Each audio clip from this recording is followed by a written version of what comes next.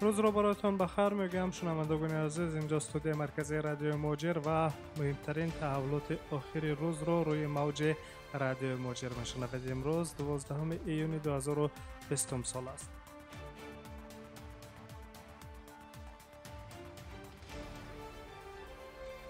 و خبرهای روز را از تاجیکستان شروع میکنیم. طبق اطلاع وزارت تندرستی و حفظ اجتماعی اهالی جمهوری تاجیکستان در یک روز اخیر 68 حادثه نوی سرایت کرونا ویروس در کشور به قید گرفته شده است. تا سنه 12 ایون در تاجیکستان از آغاز اپیدمی همگی 4902 نفر به کرونا ویروس سرایت یافتند. طبق آمار امروزینه 3158 بیمار دیگر از سرایت کرونا ویروس شفا یافتند. در دوام یک روز اخیر هیچ گونه مرگ بیماران از کرونا ویروس به قید گرفته نشده است و شماره فوتیدگان از آغاز اپیدمی 49 نفر به تغییر باقی میماند. یادآور می‌شویم که طبق معلومات مقامات رسمی اولین حادثه‌های سرایت کرونا ویروس در تاجیکستان سنه 3 اپریل به قید گرفته شده است. طبق معلومات سازمان جهانی تندرستی حالت‌های افزایش بیشتر کرونا ویروس حالا در برزیل، ایالات متحده آمریکا، هندوستان و روسیه به نظر می‌رسد. در مجموع کرونا ویروس در جهان تا به حالت امروز 12 ایون سال 2020 در 7,622,917 نفر آدمان سیاره به قید گرفته شده است که 424,332 بیمار فوت کرده، 3,861,475 نفر دیگر از این سرایت شفا یافتند.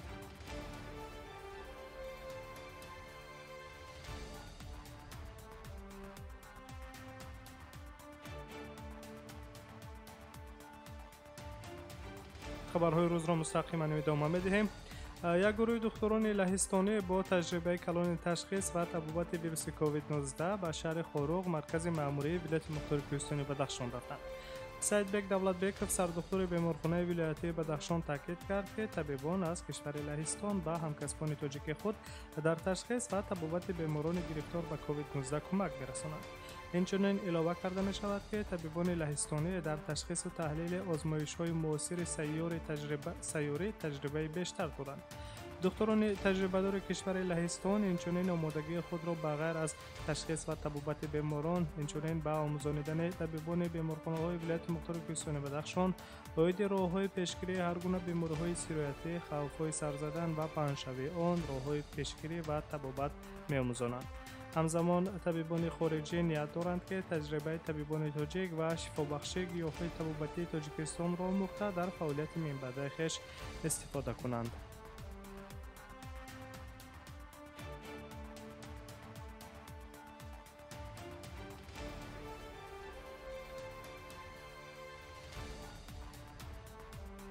شما آخرین تحولات این ساعت تاجیکستان و جهان را مستقیما میشنوید و از دوشنبه به مسکو برمیگردیم. دادگاه ناحیه تاگانسک شهر مسکو چاره پیشگیری حبس در نسبت یک شهروند تاجیکستان را که در اشتراک در زد و خوردهای عمومی بین شهروندان تاجیکستان و قرقیزستان گمان بر دانسته میشد بیکار کرده از حبس آزاد کرد. این یک حادثه کم نظیر است وقتی سوتروی روسیه چاره پیشگیری را بیکار میکنند و مهاجر را از حبس آزاد میکنند، گفته است وکیل دفاع شوکت تومارов به رسانه‌ها. یادآور می‌شویم که 6 آگوست سال 2019 در قهوه‌خانه الادین واقع در شهر مسکو مناقشه عمومی بین شهروندان تاجیکستان و قرقیزستان به وقوع پیوسته است. وقتی کارمندان پلیس به جای حادثه می‌آیند همه اشتراکچیان بی‌ترتیبی را با خود به شعبه کارهای داخلی می‌برند، اما پس آن با سبب‌های نامعلوم شهروندان قرقیزستان رها گردیده شهروندان تاجیکستان باشند در حبس باقی می‌مانند. بعداً مقامات تفتیشاتی اوید به دلایل‌های مذکور پرونده جنایتی از روی علامت قسم 2 ماده 213 کدکس جنایتی فدراسیون روسیه یعنی اوباشی گروه شخصان با قصد پیشکی صادر کردند پرونده جنایی باز می‌کند و در این پرونده یک چند شهروند قرقیزستان نیز به حیث جبریده ثبت می‌گردد، گرچند که آنها نیز در زنازنی عمومی شرکت داشتند. با گفته وکیل دفاع شوکت تومارov در این قضیه 7 نفر از جمله شهریار اودینایو 25 ساله شهروند تاجیکستان نیز گمانبر دانسته میشد. شهریار اودینایو کارمند همین قهوه‌خانه بوده، لیکن شب حادثه در کار نبود.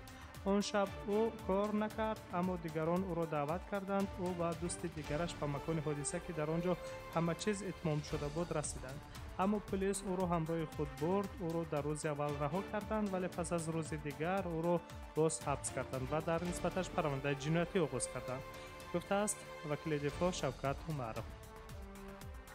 همچنین شوکت عمرов وکیل دفاع قید کرده است که همه موادی که شهریار رودینف در زنازنی عمومی مهاجران اشتراک نکرده است جمع آوری شده با دستگیری سفارت جمهوری تاجیکستان در فدراسیون روسیه پس از 302 روز موفق شدند و شهریار رودینف را توانستند پورا از بازداشت رها کنند.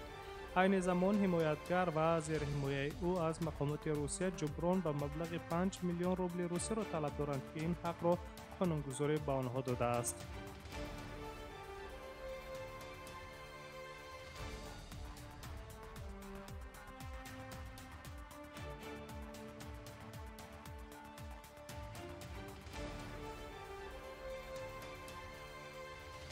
و نظر نیز به منطقه میکنیم. وزیران کارهای خارجه کشورهای آسیای مرکزی و اتحادیه اروپا امروز جمعه 12 ایون چاره‌های مبارزه علیه کرونا ویروس نوی کووید 19 را در فرمت لایو بررسی میکنند. خبر میدهد خدمات مطبوعات وزارت کارهای خارجه ازبکستان طبق اطلاع خدمات مطبوعات وزیران کارهای خارجه دایره وسیع مسائل تقویت مکالمه آسیای مرکزی و اتحادیه اروپا را در ساحه‌های گوناگون از جمله پاندمی از کرونا ویروس بررسی خواهند کرد. با چاره‌های عملی جانب‌ها جهت مبارزه با پنجشنبه کووید 19 توجه مخصوص سویر کرده می شود. اعلام کرده شده است در خبر دفتر مطبوعات وزارت امور خارجه جمهوری ازبکستان. یادداشت می‌شویم که روز 11 مارس سال روان سازمان جهانی بهداشت سرزدن سرایت کرونا ویروس نوی کووید 19 را اعلام کرد. طبق آخرین معلومات سازمان جهانی بهداشت در جهان بیش از 7.1 میلیون حالت سرایت‌یابی معاین کرده شده، زیاده از 408,000 نفر جان باختند.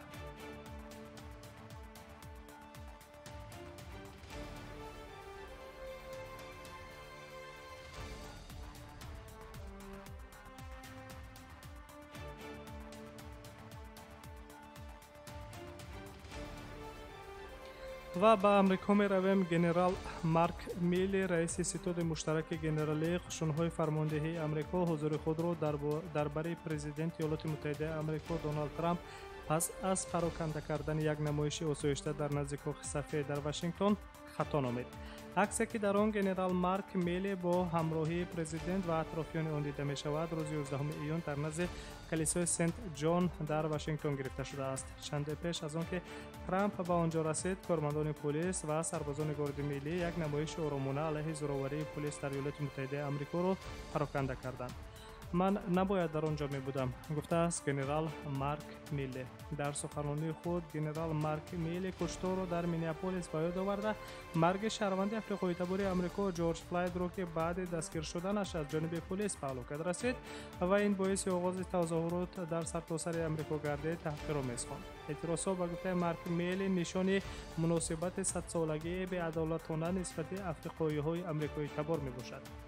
جورج فلوید 46 ساله هنگام بازداشت پلیس در مینیاپولیس روز 25 می کشته شد. پس از آن اعتراضات 3 روزه در مینیاپولیس آغاز یافتند که آن بعد تظاهرات سرتاسری در آمریکا تبدیل گشت.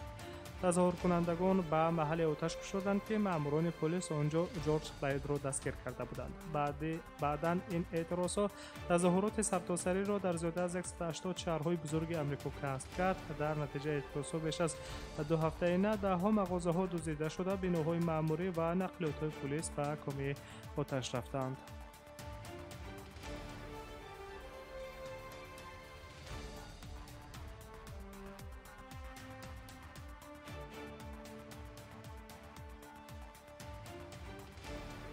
شنوندگان عزیز، شما آخرین تحولات امروزه تاجیکستان و جهان را مستقیما روی موج رادیو موجر شنیدید. سلامت باشید.